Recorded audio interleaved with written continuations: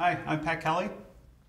Okay, in this problem, they give us an f of x and they give us a real number and they ask us to do two things. First is to verify that this function has an inverse, but then maybe more interestingly, they ask us to find the derivative of the inverse at that value of a. Okay, so let's tackle that first thing pretty quickly. We're supposed to verify that this function has an inverse. So the graph of this function is just x cubed minus 1, so we have our like that. You should know for inverse functions they would have to pass the horizontal line test, so you can visually see that pretty clearly here. So this function has an inverse. As I mentioned more interestingly, they're asking us to find the derivative of the inverse at this value of a. So we're looking for f inverse's derivative at 26. You would have learned in this lesson, and hopefully even seen in an example in your reading, that this is going to equal 1 divided by the original function's derivative evaluated at the inverse function evaluated at that 26. Okay, so we'll get our answer from that formula, but you can see there are a couple pieces of the puzzle that we'll need to address. First thing I might look at is inside here, f inverse of 26.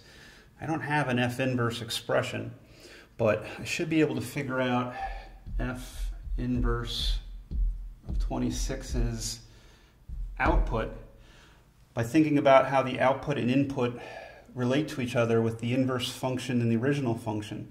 You should know with inverse functions, the input of the inverse function becomes the output of the original function, and the output of the inverse function is the input of the original function. It's that backwards relationship. Hopefully you studied a bit. So that means that the original function's input is going to be that same question mark, and the output will be 26. That's what I meant by that relationship.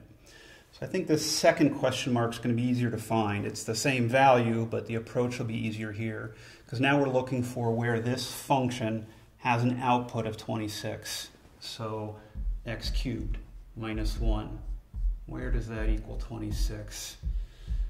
Not a very involved algebra problem. I'll add 1, take cube root. X equals 3. Okay. So that 3 is really my question mark. So that's the output of f inverse of 26. We now have that piece of the puzzle. What's underlined in blue there? That's 3. So this is going to equal 1 divided by f prime of 3. Now the other piece of the puzzle we'll need then is the f prime, the derivatives, one of the things we're learning in this chapter. So I need to first find my derivative of f, and then I'll evaluate it at 3. So I've got to come to my original f function, and I'll just do a quick rewrite of that for some space, and then take the derivative of it. F prime of x equals 3x squared, thanks to those shortcuts we learned a few sections ago. I need to do that just to find f prime of 3. F prime of 3, I'm just plugging a 3 in. 3 squared is 9, multiplied by 3 is 27. So f prime of 3 is 27. I can take that piece of the puzzle and put it right there. So back to this work. This equals 1 divided by 27. The derivative of the inverse at 26 equals 1/27th as our answer. Okay, there. Thanks, and hope that helps.